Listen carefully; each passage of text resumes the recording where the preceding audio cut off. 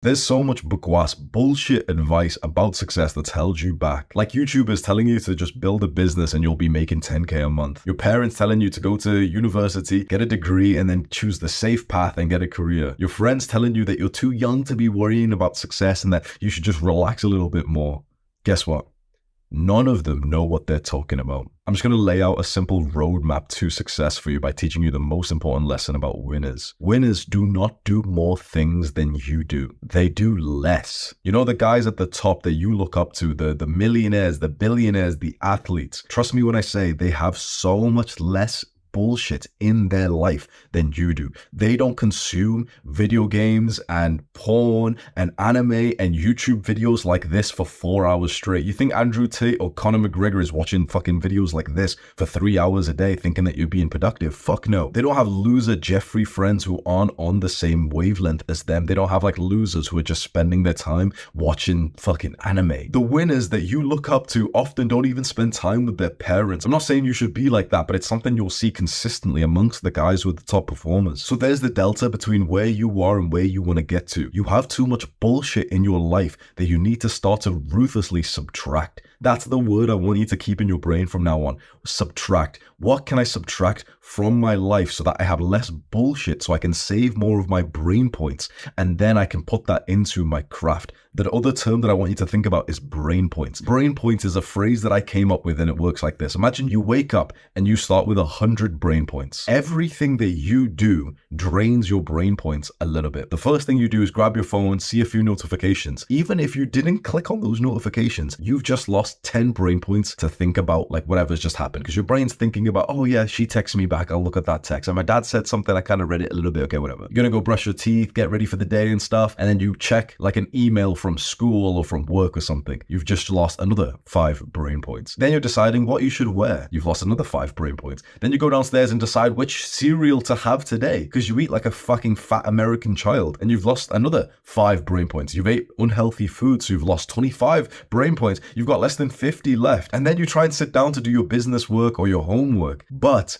the big tasks that we want to do require a certain level of brain points for you to actually feel capable to do them. You know, sometimes you sit down and you feel capable to do the work and you just start breezing through it. Whereas other times it's like you almost feel like too inferior to even start properly. Like you've disciplined yourself to sit down. You haven't procrastinated. And it's just like you can't do shit. It's like your brain's not working to do the work. You feel that, right? That's when your brain point is below how many you needed to go and do that task. And how often does that happen to you? Probably like a few times a week. And then a lot of the other times you've just procrastinated. That's like your biggest fucking problem right now. Your inability to work because you drain your brain points doing bullshit, random stuff like checking messages, deciding what to wear, deciding what to eat, all these little micro decisions that you make in the day, never mind the bigger ones like what to reply back to your girl because she's high maintenance and she's angry at you, or how to, you know, go on Tinder and try and find another stinky hole to fuck. All these random things that are in your life. The top performers who are destroying right now, like the guy who's your age, who's taking what you want, the guy who's your age, who's making the money that you want, he doesn't have all this bullshit in his life. He might show it to you on Instagram and be like, haha, look at me, I'm so cool, I've got girls and I've got women, I've got cars, I've got this.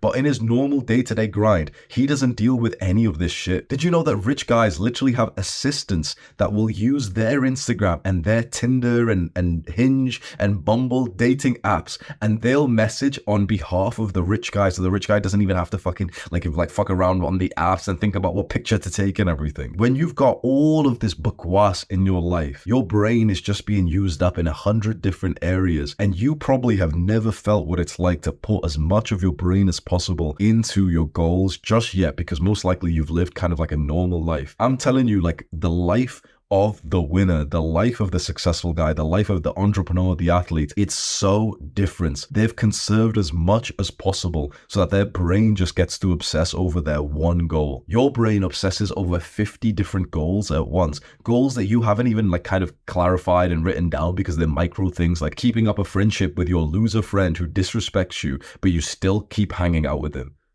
Is that relatable? You want to get to these top levels, it requires all of you.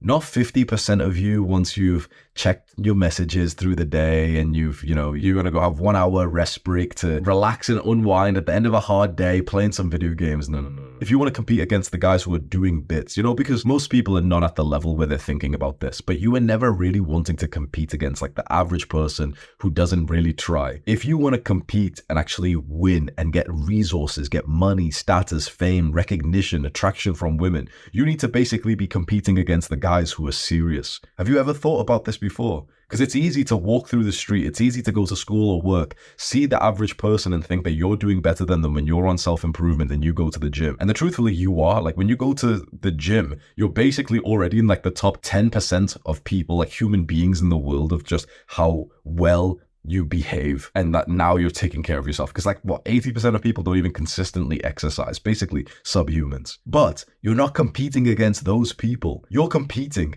against the guy who's already got a six-pack, who's texting the girl that you like. You're not competing against the average person. They were never a competition for people like you. You're competing against the guy who's already got the six-pack. He's already like sitting down and he's optimized what time his brain works well so that he sits down at the exact time and he breezes through the work tasks that you keep procrastinating on because you've got other things in your life that he doesn't. The competition is cutthroat. I read this in a book once and it stuck with me for so long. It said, to get into the 1%, there is no competition. There is no competition to beat 99% of people because they're literally basically like subhumans. They literally hurt themselves every single day. They'll literally poison themselves with their shitty diets. They won't even exercise. They won't even purposefully get sunlight. They literally won't even move their bodies. It's like they're getting stuck in their chairs. To beat 99% of people, it's not difficult at all. But once you get into the top 1% of performers, that's where the competition is cutthroat. That's where every guy's got a six-pack. That's where every guy knows how to flirt with a girl. That's where every guy knows how to fuck. That's where every guy's already started to grind on a business. Like you think you're special because you're the only person in your little social circle who's been thinking about business, but you haven't built that much success yet because now you're competing against other guys who feel like you. So you know how you feel like the champion in your social circle amongst your Jeffrey friends, but you haven't made that much like real results in business, right? You have not been making that much money because you're not competing against your little Jeffrey friends. You're competing against the other guy who feels like the champion amongst his friends. And that other guy, he's fucking shaved his head off so that he doesn't need to get haircuts every 2 weeks. He's literally there doing like ab crunches right now as we speak, and he's got a nicer six-pack than you, and you might say, oh well, that's all vain and stuff, but it fucking helps him though, doesn't it? That's what it takes to win. It's not competing against the normies. It's competing against the chads. It's competing against the Adonises, the guys who are doing the work. That's where the difference is. When you wake up today and you kind of skip your meditation, like I did. I'm not going to fucking lie to you. I skipped my meditation today. I feel like a fucking bitch for that. I'm glad that I've just said it because now I'm held accountable. I'm going to have to do it now because I've said it on camera. But I'm competing against the guy who meditates every day. If I didn't meditate this morning because I'm just being a little bit lazy or something, that guy's going to win against me. The competition gets more and more cutthroat. Soon it's like you're competing against the guy who's got the time to meditate for 20, 30, 40 minutes a day.